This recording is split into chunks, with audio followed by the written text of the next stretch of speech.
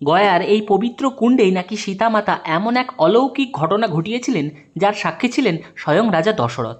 আজও সেই ঘটনার স্মৃতি বহন করে চলেছে সীতাকুণ্ড। এটি হলো গয়ার বিখ্যাত সীতাকুণ্ড। হিন্দু ধর্মীয় ঐতিহ্য অনুযায়ী পিতৃকর্ম সম্পন্ন করতে শ্রীরাম, সীতামাতা ও লক্ষ্মণ গয়ায় এসেছিলেন। একসময় শ্রীরাম ও লক্ষ্মণ প্রয়োজনীয় সামগ্রী আনতে গেলে সীতামাতা একাই ফল্গু নদীর বালু দিয়ে পিণ্ড তৈরি করে রাজা দশরথের উদ্দেশ্যে নিবেদন করেন। লোকবিশ্বাস অনুযায়ী স্বয়ং রাজা দশরথ হাত বাড়িয়ে সেই পিণ্ড গ্রহণ করেন এবং আশীর্বাদ করেন। পরে এই ঘটনার সত্যতা নিয়ে প্রশ্ন উঠলে একমাত্র অক্ষয়বট সীতামাতার পক্ষে সাক্ষ্য দেয়।